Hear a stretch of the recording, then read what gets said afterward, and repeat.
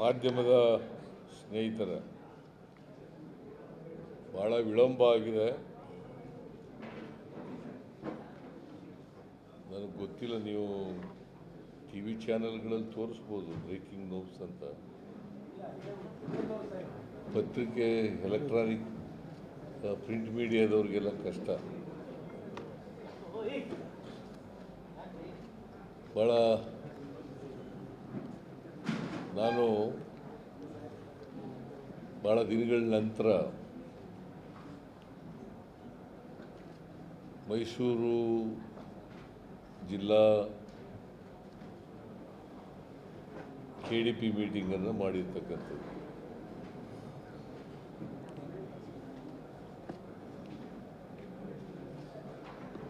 ಬಹುತೇಕ ಎಲ್ಲ ಇಲಾಖೆಗಳನ್ನು ಕೂಡ ರಿವ್ಯೂ ಮಾಡಿದ್ದೀವಿ.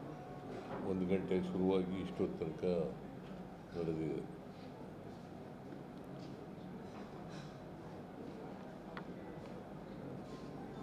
ಕೃಷಿ ಇಲಾಖೆಯಲ್ಲಿ ಈ ಸಾರಿ 98% ಬಿತ್ತನೆ ಆಗಿದೆ.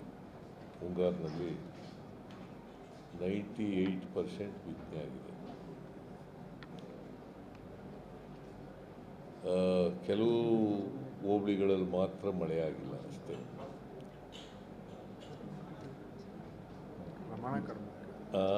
ಕಡಿಮೆ ಆಗಿದೆ ಅಷ್ಟೇ. ಮತ್ತೆ ಈಗ ಮಳೆ ಬರೆದ್ರೆ ತೊಂದರೆ ಏನಾಗಲ್ಲ. ಈಗ ಬೆಳೆಗಳಿಗೆ ಯಾವುದೇ ರೋಗಗಳಿಲ್ಲ.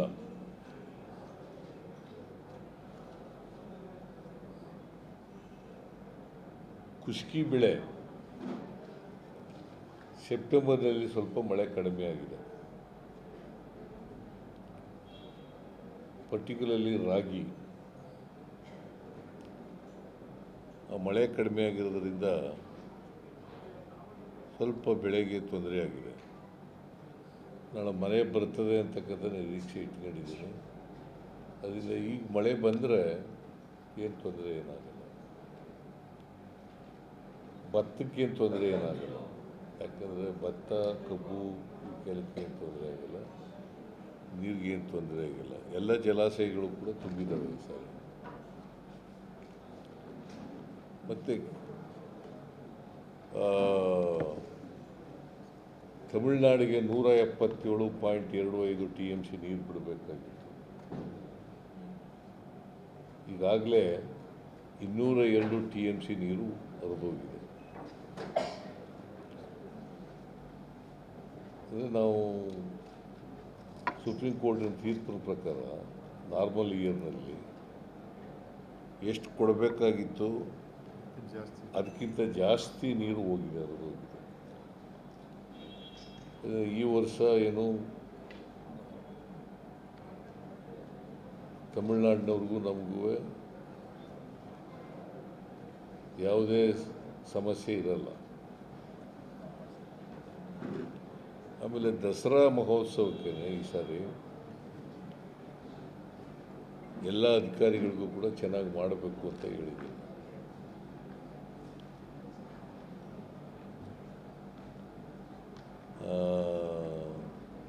ರಿಂಗ್ ರೋಡು ಮತ್ತು ಎಲ್ಲ ರೋಡ್ಗಳು, ಬೆಂಗಳೂರು ಮೈಸೂರಿಗೆ ಬರ್ತಕ್ಕಂಥ ರೋಡ್ಗಳು ಎಲ್ಲವೂ ಕೂಡ ಮೋಟಾರಬಲ್ ರೋಡ್ ಇರಬೇಕು. ಮೋಟಾರಬಲ್ ರೋಡ್ಸ್ ಆಗಿರಬೇಕು. ಮತ್ತು ರಿಂಗ್ ರೋಡಲ್ಲೆಲ್ಲ ಚಾಮುಂಡಿ ಬೆಟ್ಟದಿಂದ ಮೈಸೂರು ಬರ್ತಕ್ಕಂಥ ರಸ್ತೆ ಎಲ್ಲರೂ ಕೂಡ ಮಾಡ್ತಾಯಿದ್ದಾರೆ. ಈಗ ಮಾಡ್ತಿದ್ದೆ, ಅದನ್ನು ಮಾಡಬೇಕು ಅಂತ ಹೇಳಿದ್ದೀನಿ. ಹಿಂದೆನೇ ಬಂದಾಗ ಹೇಳಿದ್ದೆ, ಅದನ್ನು ಹೇಳಿದ್ದೀನಿ. ಮತ್ತು ಎಲ್ಲ ಪಾರ್ಟ್ ಹೋಲ್ಸ್ಗಳನ್ನೂ ಕೂಡ ಮುಚ್ಚಬೇಕು ಅಂತ ಹೇಳಿದ್ದೀನಿ. ವಿದ್ಯುತ್ ಶಕ್ತಿ 3ನೇ ತಾರೀಕಿಗೆ ನಾವು ಉದ್ಘಾಟನೆ ಮಾಡಲಿಕ್ಕೆ ರೆಡಿಯಾಗಿರಬೇಕು ಅಂತ ಸೂಚಿಸಿದೆ. 3ನೇ ತಾರೀಕು ಬರ್ತೀವಲ್ಲ, ಅವತ್ತೇ ರೆಡಿಯಾಗಿರಬೇಕು ಅಂತ ಸೂಚಿಸಿದ್ದೀನಿ. ಆಮೇಲೆ ಪೊಲೀಸ್ನವ್ರಿಗೆ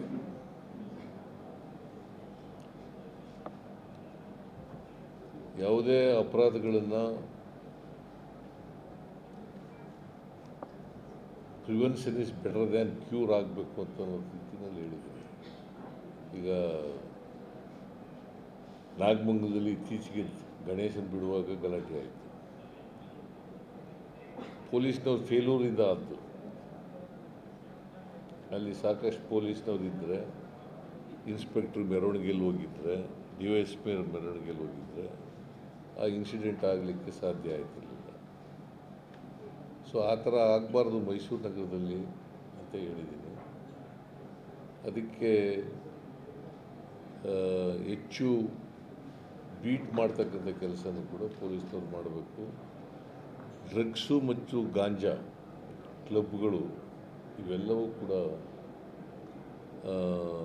ನಿಲ್ಲಿಸ್ತಕ್ಕಂಥ ಕೆಲಸವನ್ನು ಮಾಡಬೇಕು. ಯಾಕಂದರೆ ಇವತ್ತಿನ ಯುವ ಸಮೂಹ ಇದಕ್ಕೆ ಹೆಚ್ಚು ಬಲಿಯಾಗ್ತಕ್ಕಂಥದ್ದನ್ನು ನಾವು ನೋಡ್ತಾ ಇದ್ದೀವಿ. ಸೊ ಇದನ್ನು ಮಾಡಬೇಕು ಅಂತೇಳಿ ಭಾಳ ಸ್ಪಷ್ಟವಾದ ಸೂಚನೆ ಕೊಟ್ಟಿದ್ದೀನಿ. ಮತ್ತು ಎಕ್ಸೈಜ್ನವರು ಇವರು ಕಮರ್ಷಿಯಲ್ ಟ್ಯಾಕ್ಸ್ ಡಿಪಾರ್ಟ್ಮೆಂಟ್ನವರು ಅವ್ರಿಗೂ ಕೂಡ ಟಾರ್ಗೆಟನ್ನು ರೀಚ್ ಆಗಬೇಕು ಅಂತ ಎಲ್ಲ ಹೇಳಿದ್ದೀನಿ. ಮೈಸೂರು ಜಿಲ್ಲೆಯಲ್ಲಿ ಟಾರ್ಗೆಟ್ ರೀಚ್ ಆಗ್ತೀವಿ ಅಂತ ಒಪ್ಕೊಂಡಿದ್ದಾರೆ ಎಕ್ಸೈಜ್ನವರು. ಇಬ್ಬರು DCಗಳಿದ್ದಾರೆ ಎಕ್ಸೈಜ್, ಒಬ್ಬರು ಸಿಟಿಗೆ, ಒಬ್ಬರು ರೂರಲ್ಗೆ. ಮತ್ತು ಜಾಯಿಂಟ್ ಕಮಿಷನರ್ ಅಡ್ಮಿನಿಸ್ಟ್ರೇಷನ್ ಬಂದಿದ್ದರು ಕಮರ್ಷಿಯಲ್ ಟ್ಯಾಕ್ಸ್ನಿಂದ, ಅವ್ರಿಗೂ ಕೂಡ ಹೇಳಿದ್ದೀನಿ ಟಾರ್ಗೆಟನ್ನು ರೀಚ್ ಮಾಡಬೇಕು ಅಂತ ಹೇಳಿದ್ದೀನಿ. ಮತ್ತು ನಾನು ರಾಜ್ಯ ಮಟ್ಟದ KDP ಮೀಟಿಂಗ್ ಮಾಡಿದಾಗ ಎಲ್ಲ DCಗಳಿಗೆ ಹೇಳಿದ್ದೆ, ಪ್ರತಿ ತಹಸೀಲ್ದಾರ್ಗಳು ಕೂಡ, ಅಸಿಸ್ಟೆಂಟ್ ಕಮಿಷನರ್ಗಳು, ತಹಸೀಲ್ದಾರ್ ಅವರವರ ತಾಲೂಕುಗಳಲ್ಲಿ, ಅವರ ಸಬ್ ಡಿವಿಷನ್ಗಳಲ್ಲಿ ಎಲ್ಲ ಕಡೆ ಸರ್ಕಾರಿ ಜಮೀನು ಎಷ್ಟಿದೆ, ಸರ್ಕಾರಿ ಜಮೀನನ್ನು ಒತ್ತುವರಿ ಎಷ್ಟು ಜನ ಮಾಡ್ಕೊಂಡಿದ್ದಾರೆ, ಕೆರೆಗಳು ಎಷ್ಟಿದ್ದಾವೆ, ಕೆರೆಗಳು ಒತ್ತುವರಿ ಮಾಡ್ಕೊಂಡಿರ್ತಕ್ಕಂಥದ್ದು, ಇವೆಲ್ಲನೂ ಕೂಡ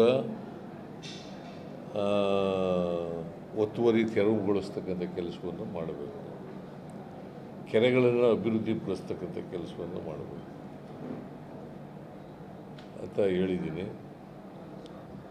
ಆಮೇಲೆ ಹಾಸ್ಟೆಲ್ಗಳು, ಸಮಾಜ ಕಲ್ಯಾಣ ಇಲಾಖೆ,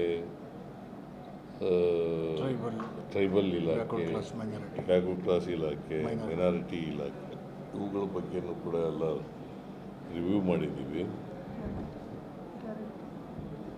ಮತ್ತು ತಹಸೀಲ್ದಾರ್ ಕಚೇರಿ, ಅಸಿಸ್ಟೆಂಟ್ ಕಮಿಷನರ್ ಕಚೇರಿ, ಅಡಿಷ್ನಲ್ ಕಮಿಷನರ್ ಕಚೇರಿ, DC ಕಚೇರಿಗಳಲ್ಲಿ ಪೆಂಡಿಂಗು ಅಪೀಲ್ಗಳಿದ್ದಾವಲ್ಲ, ಯಾಕಂದರೆ ಅವರು ಕ್ವಾರ್ಟರ್ಸಿ ಜುಡಿಷಿಯಲ್ ಆಫೀಸರ್ಸ್, ಅವ್ರ ಮುಂದೆ ಅಪೀಲ್ ಆಗ್ತಾರೆ. ಅಪೀಲ್ಗಳನ್ನು 1 ವರ್ಷಕ್ಕಿಂತ ಜಾಸ್ತಿ ಇಟ್ಕೋಬಾರ್ದು ಅಂತ ಹೇಳಿದ್ರು. ಎಲ್ಲನೂ ವಿಲೇವಾರಿ ಮಾಡ್ತಕ್ಕಂಥ ಕೆಲಸವನ್ನು ಮಾಡಬೇಕು ಅಂತ ಹೇಳಿದ್ದೀನಿ. ಸೊ ನಾನು 2ನೇ ತಾರೀಕು ಬರ್ತೇನೆ ಸಾಯಂಕಾಲ. 3ನೇ ತಾರೀಕು ದಸರಾ ಚಾಮುಂಡಿ ಬೆಟ್ಟದ ಮೇಲೆ ಉದ್ಘಾಟನೆ ಆಗ್ತದೆ. ಅವತ್ತು ಎಕ್ಸಿಬಿಷನ್ ಉದ್ಘಾಟನೆ, ಸ್ಪೋರ್ಟ್ಸ್ ಇದಕ್ಕೆ ಅದು ಮತ್ತು ಕುಸ್ತಿ, ಅರಮನೆ ಹತ್ರ ಸಾಂಸ್ಕೃತಿಕ ಕಾರ್ಯಕ್ರಮಗಳು ಇವೆಲ್ಲವೂ ಕೂಡ ಉದ್ಘಾಟನೆ ಆಗ್ತದೆ. ಮತ್ತು ಸಿನಿಮಾ ಉತ್ಸವ, ಸಾಹಿತ್ಯ ಕವಿಗೋಷ್ಠಿ ಇವೆಲ್ಲವೂ ಕೂಡ ನಡೀತದೆ. ಈಗಾಗಲೇ ನಮ್ಮ ಡಿಸ್ಟ್ರಿಕ್ಟ್ ಇನ್ಚಾರ್ಜ್ ಮಿನಿಸ್ಟ್ರು ಅನೇಕ ಮೀಟಿಂಗ್ಗಳನ್ನು ಮಾಡಿ ತಗೊಂಡಿದ್ದಾರೆ. ಈ ಸಾರಿ ನಿಮಗೆಲ್ಲ ಗೊತ್ತಿದೆ, ಹಂಪ ನಾಗರಾಜಯ್ಯನವರು ದಸರಾ ಉದ್ಘಾಟನೆ ಮಾಡ್ತಾರೆ. ಸೊ ನಾನು ಕೂಡ ಭಾಗವಹಿಸ್ತಾ ಇದ್ದೀನಿ.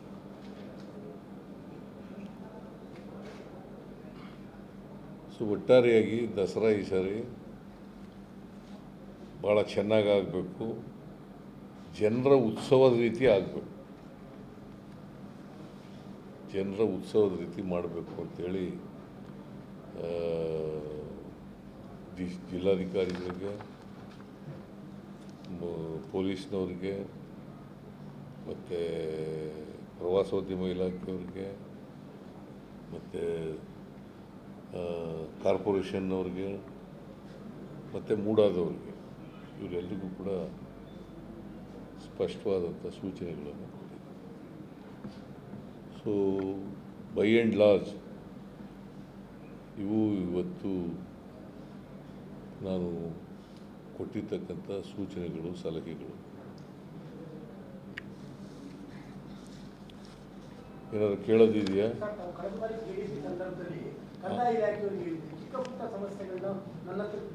ಈಗಲೂ ಹೇಳಿದ್ದೀನಿ. ಈಗ ಮಾಡ್ತಾ ಇದ್ದಾರೆ, ಇನ್ನೂ ಇಂಪ್ರೂವ್ ಆಗಬೇಕು. ಶಿಕ್ಷಣ ಇಲಾಖೆಗೂ ಲಾಸ್ಟ್ ಟೈಮ್ ಟಾರ್ಗೆಟ್ ಕೊಟ್ಟಿದ್ದಾರೆ ಸರ್, 10 ಒಳಗಡೆ ಬರಬೇಕು ನಮ್ಮ ಮೈಸೂರು ಜಿಲ್ಲೆ ಅಂತೇಳಿ. ಈಗ 7ನೇ ಸ್ಥಾನದಲ್ಲಿದೆ. 7ನೇ ಸ್ಥಾನದಲ್ಲಿದೆ. ಇನ್ನೂ ನಂಬರ್ 1 ಸ್ಥಾನಕ್ಕೆ ಬರಬೇಕು ಅಂತ ಹೇಳಿದ್ದೀನಿ. ಲಾಸ್ಟ್ ಟೈಮ್ ಟಾರ್ಗೆಟ್ ಕೊಟ್ಟಿದ್ದಾರೆ, 10 ಒಳಗಡೆ 7ಕ್ಕೆ ಬಂದಿದ್ರು, ಈಗ ನಂಬರ್ 1ಗೆ ಟಾರ್ಗೆಟ್ ಕೊಟ್ಟಿದ್ದಾರೆ. ಆಫೀಸರ್ಸು ಯಾರು ಅಮಾನತು ಮಾಡಿದ್ರು ಸರ್? ಇಲ್ಲ ಎಲ್ಲ ಕರೆಕ್ಟಾಗಿಲ್ಲ. ಅಮಾನತ್ ಮಾಡಿಲ್ಲ. ವಾರ್ನಿಂಗ್ ಕೊಟ್ಟಿದ್ದೀನಿ, ವಾರ್ನಿಂಗ್ ಕೊಟ್ಟಿದ್ದೀನಿ, ಅಮಾನತ್ ಮಾಡಿಲ್ಲ.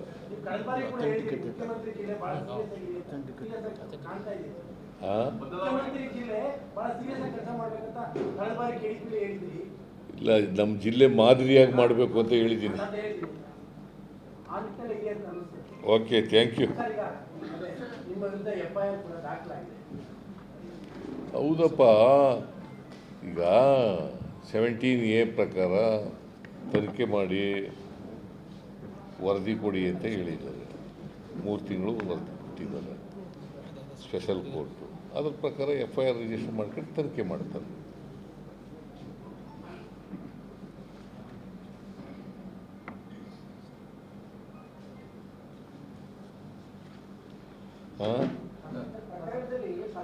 ಈಗ ಈ ನಿರ್ಮಲಾ ಸೀತಾರಾಮನ್ ಮೇಲೂ FIR ಹಾಕವರು.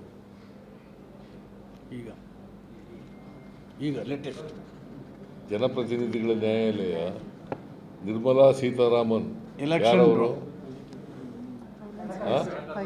ಕೇಂದ್ರ ಹಣಕಾಸು ಸಚಿವರು ಮತ್ತೆ ಅವ್ರ ಮೇಲೂ FIR ಹಾಕ್ತಾರೆ. ಚುನಾವಣಾ ಬಾಂಡ್ ಮೂಲಕ ಹಣ ಸಂಗ್ರಹ ಮಾಡೋದ್ರ ಕುರಿತು ಚುನಾವಣಾ ಬಾಂಡ್ ಮೂಲಕ ಸುಲಿಗೆ ಮಾಡ್ತಿದ್ರಲ್ಲ, ಅದ್ರ ಮೇಲೂ FIR ಹಾಕ್ತಾರೆ. ಈಗ ಇವತ್ತು ಈಗ ಬಿಜೆಪಿ ಅವರ ರಾಜೀನಾಮೆಗೆ ಒತ್ತಾಯಿಸ್ತಾರೆ. ಬಿಜೆಪಿ ಅವರೇ ಅವರ ರಾಜೀನಾಮೆಗೆ ಈಗ FIR ಆದ್ಮೇಲೆ ಅವರು ಕೊಡ್ಬೇಕಲ್ಲ ರಾಜೀನಾಮೆನ. ಬೆಳಿಗ್ಗೆ ಕೇಳಲಿ, ರಾಜೀನಾಮೆ ಕೊಟ್ಬಿಡು ಅಂತ ಕೇಳ್ತಾರೆ. ಬೆಳಿಗ್ಗೆ ನಾನು ಹೇಳಿದ್ದೆ ಇದನ್ನು ನಿಮಗೆ, ಬೆಳಿಗ್ಗೆ ಈ ವಿಷಯನ ಹೇಳಿದ್ದೆ ನಿಮಗೆ. ಈಗ ನನ್ನ ಕೇಸ್ನಲ್ಲಿ, ನಮ್ಮ ಕೇಸ್ನಲ್ಲಿ ಲೋಯರ್ ಕೋರ್ಟ್ನವರು ತೀರ್ಮಾನ ತಗೊಂಡಿದ್ದಾರೆ. ಸ್ಪೆಷಲ್ ಕೋರ್ಟ್ನವರು, ಈ ರಾಷ್ಟ್ರಪತಿ ಅಲ್ಲ, ಇವರು ರಾಜ್ಯಪಾಲರು 17A ಎಂಕ್ವೈರಿ ಮಾಡಿ ರಿಪೋರ್ಟ್ ಕೊಡಿ ಅಂತ ಹೇಳಿದ್ದಾರೆ. ಅದರ ಆಧಾರದ ಮೇಲೆ ಕೆಳಗಡೆ ಇಲ್ಲಿ ಕಂಪ್ಲೇಂಟ್ ಹಾಕಿದ್ರಲ್ಲ, ಅವರು 3 ತಿಂಗಳಲ್ಲಿ ರಿಪೋರ್ಟ್ ಕೊಡಿ, ತನಿಖೆ ಮಾಡಿ ರಿಪೋರ್ಟ್ ಕೊಡಿ ಅಂತ ಹೇಳಿದ್ದಾರೆ.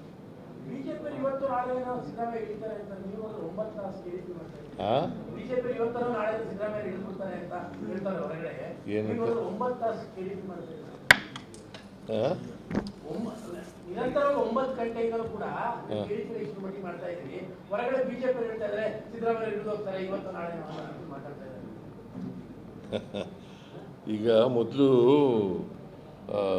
ಕುಮಾರಸ್ವಾಮಿನ ಇವ್ರ ಮೇಲೆ ರಾಜೀನಾಮೆ ಕೊಡಿಸ್ಲಿ, ಆಮೇಲೆ ನೋಡೋಣ.